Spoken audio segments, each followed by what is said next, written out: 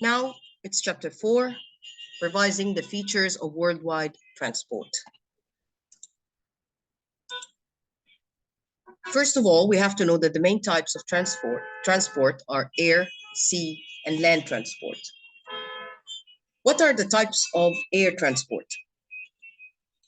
First, we need to know that increased air passenger numbers increase the number of hub airports around the world. The types of air transport are either international flights or domestic flights. International flights are those which take off in one country and land at a destination in a different country. Example, from UK to USA. Domestic flights are those which connect two destinations within the same country. For example, Atlanta to Chicago, Alexandria to Cairo. Now, we have something called scheduled services. We have full service carriers and low cost carriers. A scheduled service is a regular service between two destinations, operated according to a published timetable, and it's available for use by any member of the public. Okay?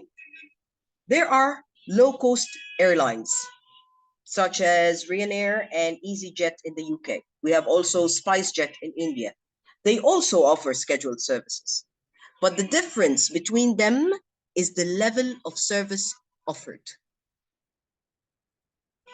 Now, full service carriers such as British Airways and Qantas and low-cost carriers such as EasyJet and SpiceJet, it is differentiated by the level of service offered. In order to keep costs low, the low-cost carriers tend to offer no-frills services, meaning that the passengers must pay extra to receive onboard refreshments and entertainment. But they are actually, in the full service carriers, they are free of charge on a scheduled service, okay?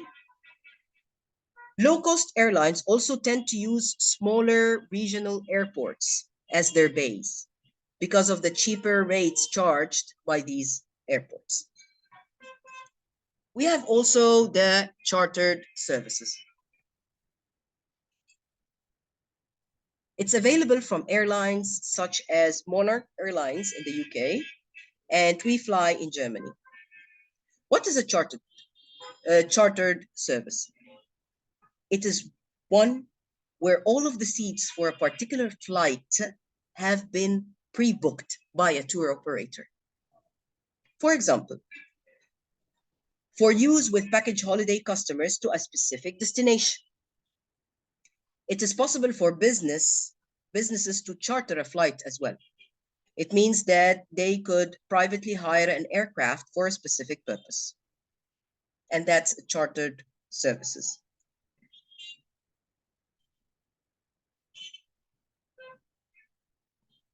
Airports act as hubs and gateways for travelers.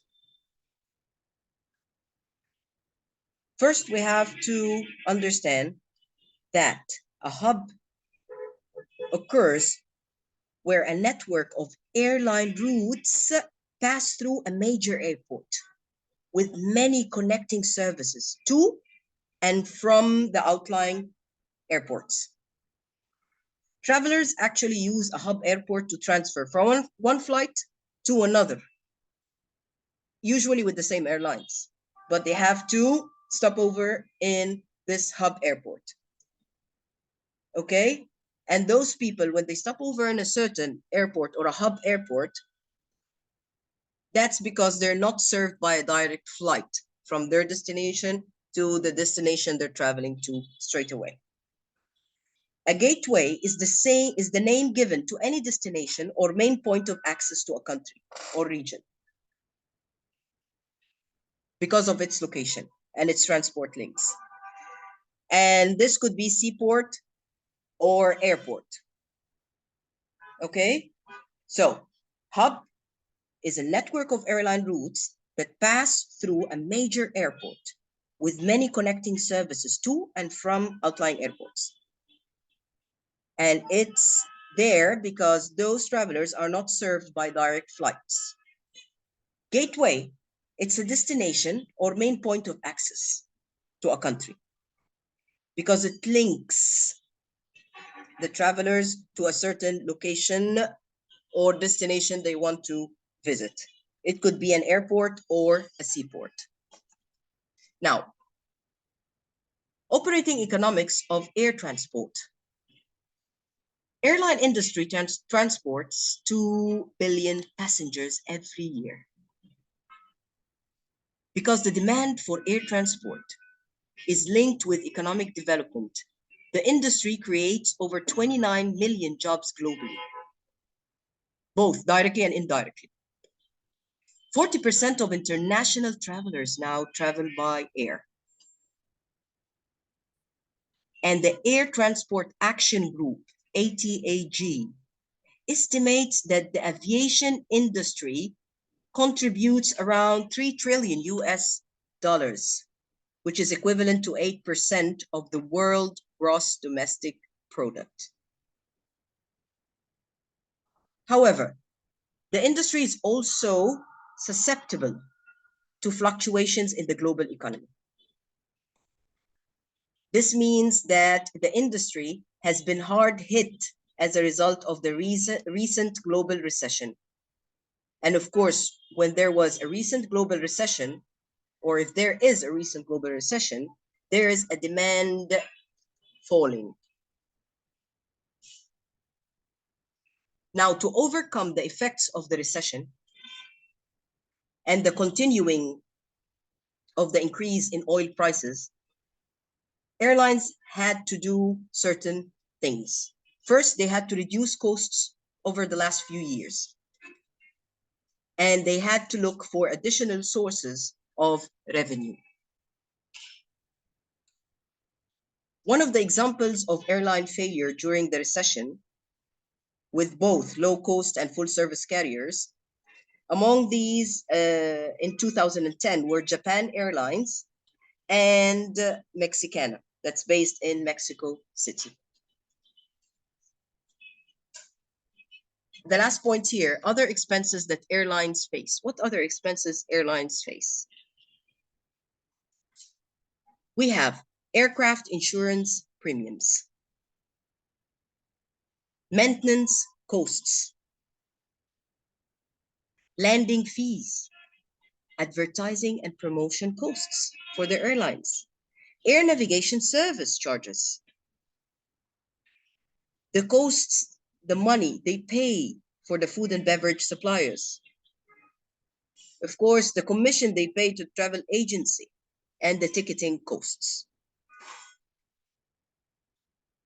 The low-cost carriers, most airlines, especially the low-cost carriers, now they started adopting direct distribution methods. For example, online bookings and e-ticketing. Why are they doing this? Why are they adopting this direct distribution method? Because they want to cut out the need for a travel agent. Cutting out the need for a travel agent or any intermediary, it's because they don't want to pay the commission. They want to save the airlines from having to pay commission to these intermediaries.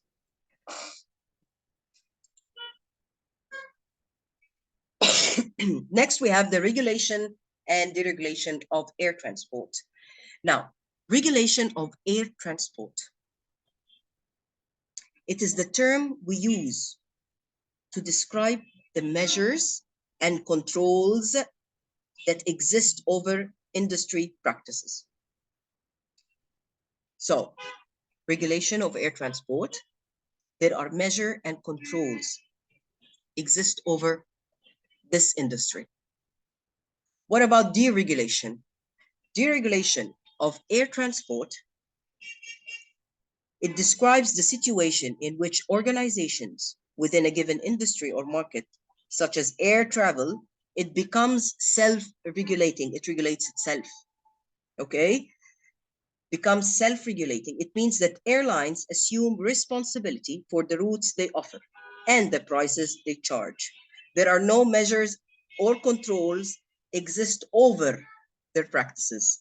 They are responsible for their own routes that they offer and the prices they charge. That's why deregulation is self-regulating themselves, or the industry itself, the organization itself. So let's double check again the definitions of regulation and deregulation of air transport. Now, regulation of air transport, it describes the measures and controls that exist over industry practices. Deregulation describes the situation which organizations within a given industry or market, such as air travel, for example, it becomes self-regulating. It means that airlines assume responsibility for the routes they offer and the prices they charge. Now, what are the air travel and air traffic regulations, whether it's national or international? First of all, standards of safety. This is one of the regulations. Second, how airports are managed. Third, how airlines operate in competition with one another can be controlled through regulation, either at a national level or an international level. Four, routes and the prices offered. So again, what are the regulations of air travel and air traffic? One, standards of safety. Two, how airports are managed. Three, how airlines operate in competition with one another can be controlled through regulation. Four, routes and prices offered.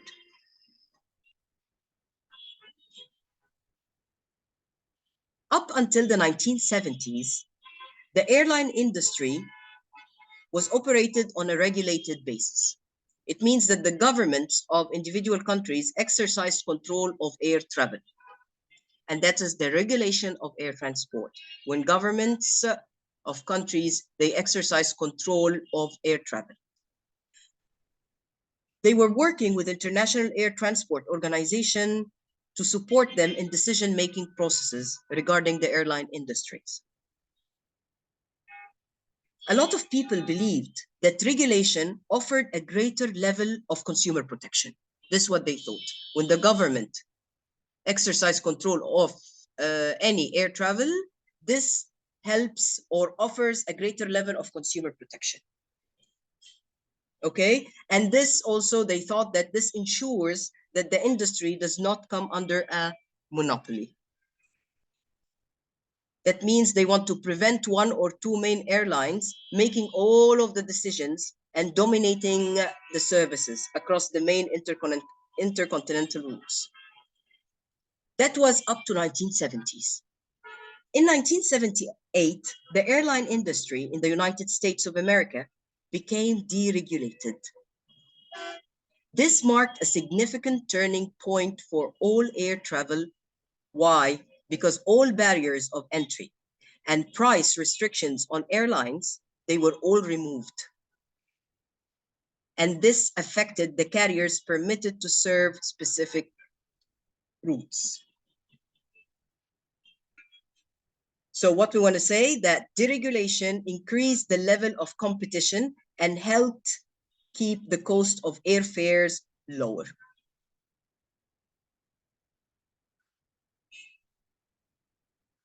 Then we're going to move to the next point, which is airline alliances. Airline alliances is an agreement that is formed between several airlines.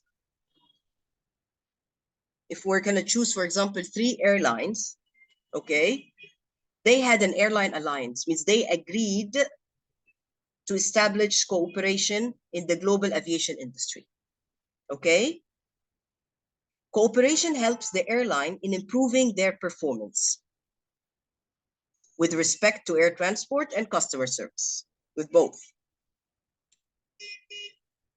So airlines is the agreement formed between several airlines, and this to establish cooperation in the global aviation industry. Now, the cooperation that happens, it helps the airline in improving their performance. This is number 1. With respect to the air transport and customer service. What are the benefits of air alliance? for the member airlines. Okay. Benefits of member airlines. First of all, code sharing agreements.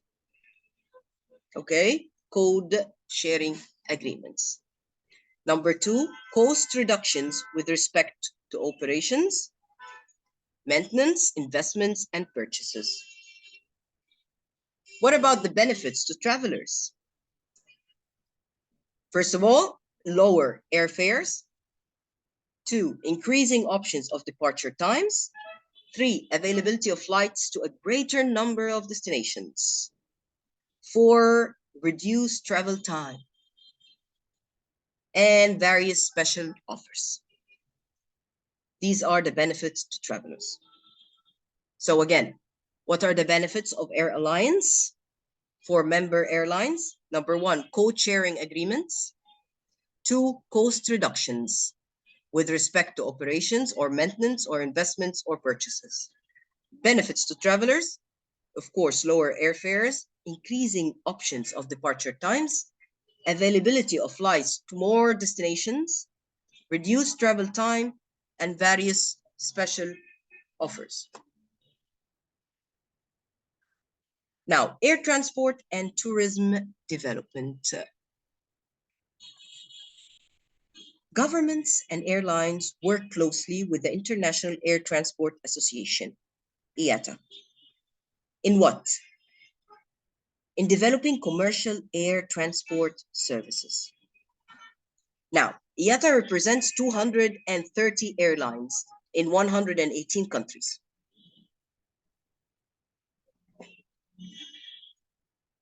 IATA has many areas of influences. Okay. The priorities that IATA includes: number one, improving the safety and security of airline passengers and crew. The second priority it includes is involvement in air-related environmental projects, including fighting a global climate-related tax on passengers, including carbon, including fuel. So they are involved in air-related environmental projects too. What we need to know is IATA encourages initiatives to develop e-services in international airports. And they also help in improving the baggage handling capacities at more than 70 airports. We're going to move to sea transport now. Types of sea transport.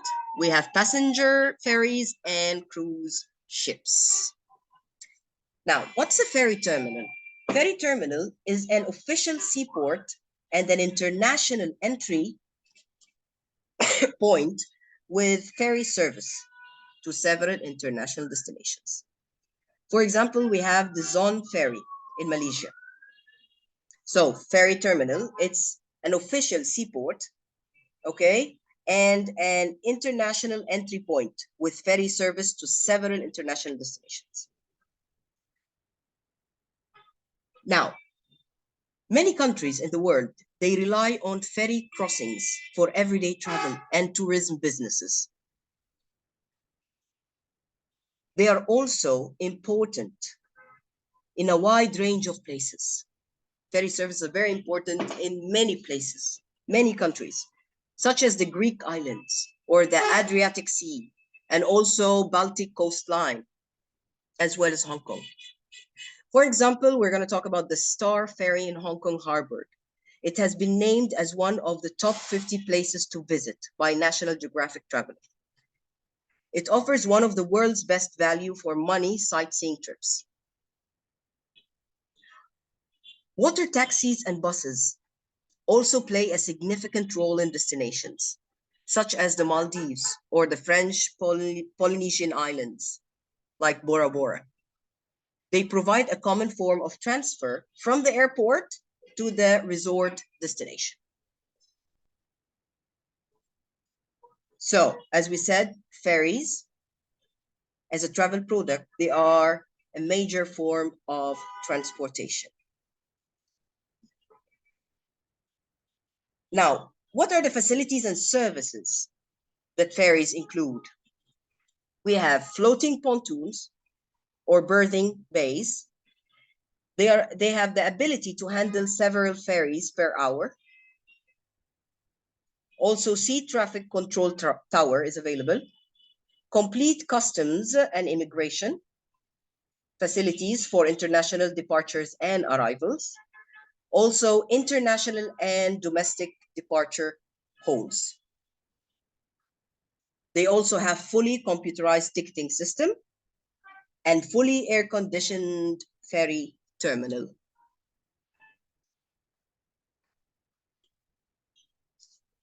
What about the ports? What's the meaning of ports?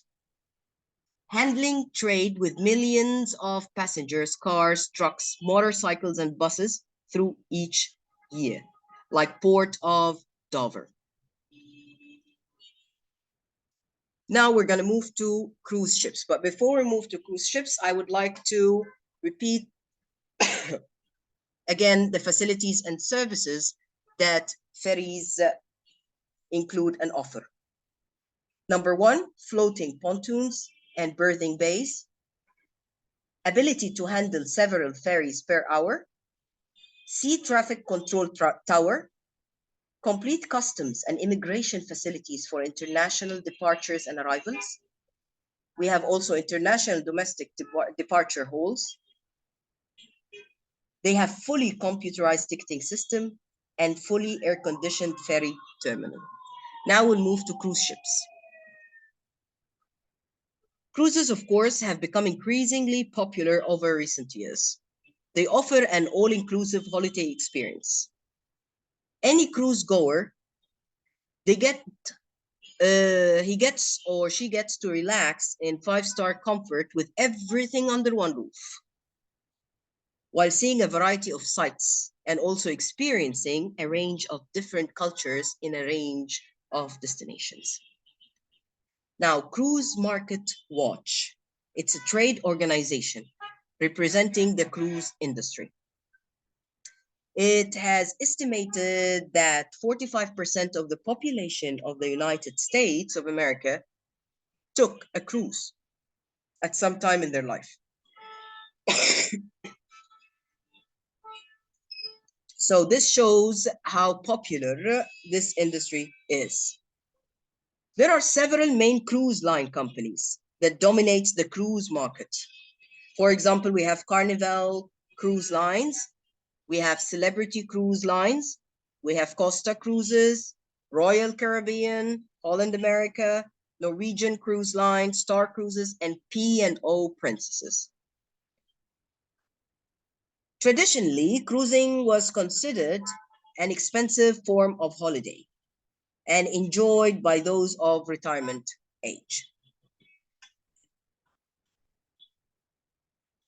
Now, what are the facilities of cruise ships?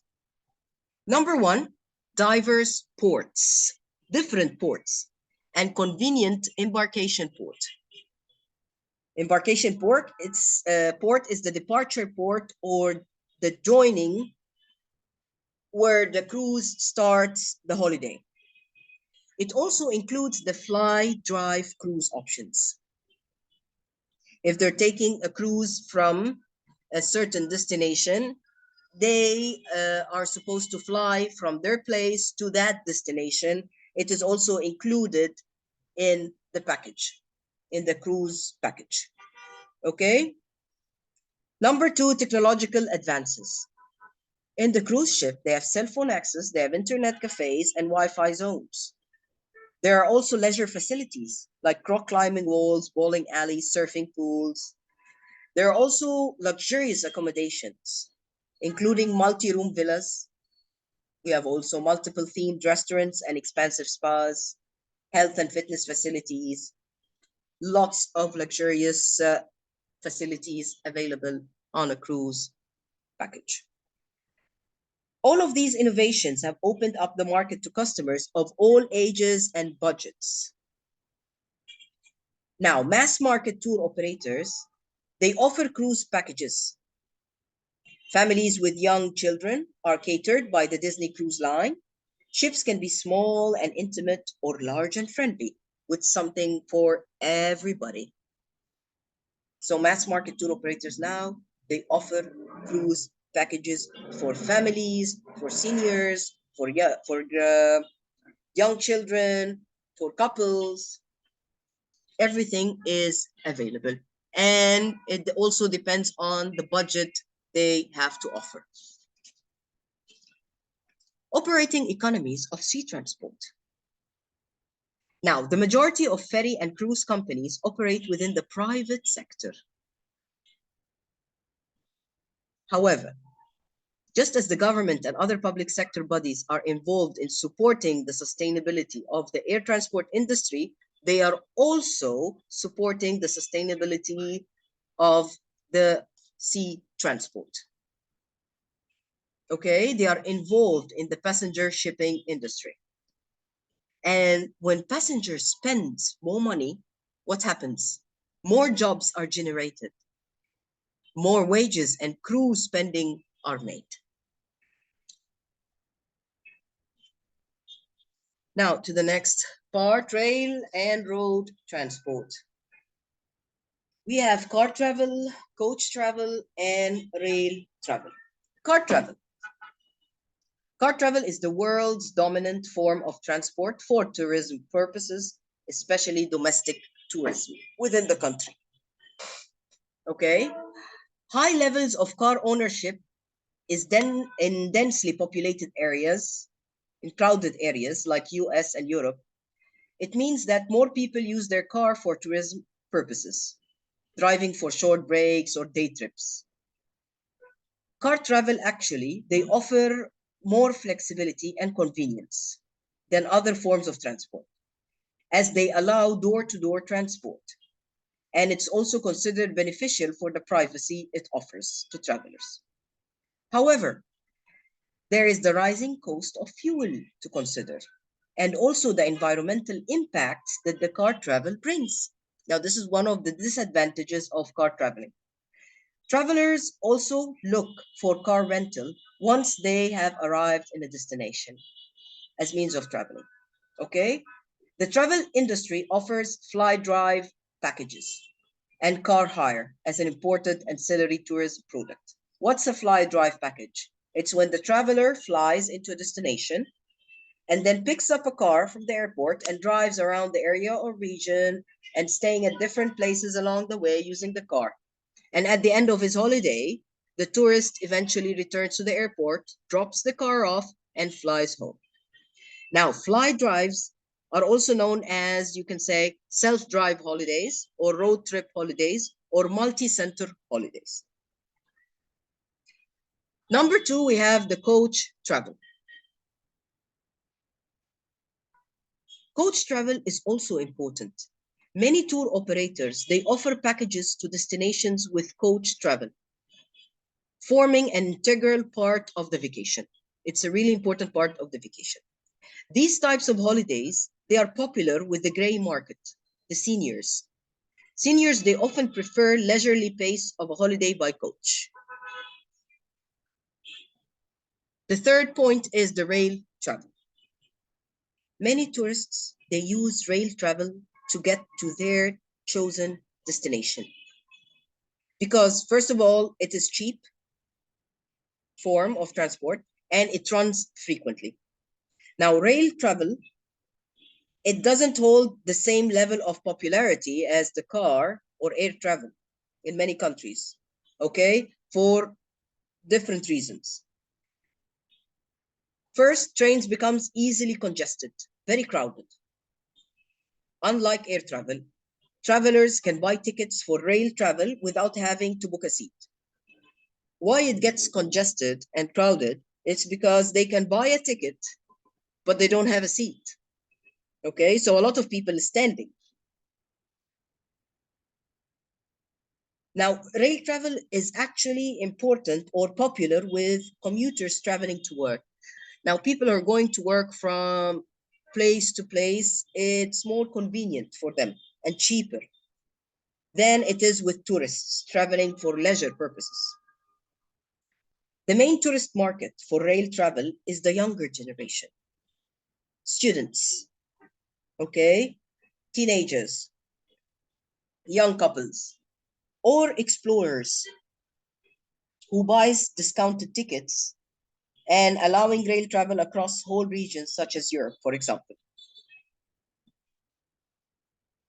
What about the investment in rail travel? Investment in rail travel by government tends to fall below investment in airports and other forms of transport. They focus on the investment in airports more, okay, than rail transport. There are also rail products, especially for the tourism market, such as the luxury great railway journeys of the world, which reflect the era of great railway travel in the 1900s, okay, like Orient Express.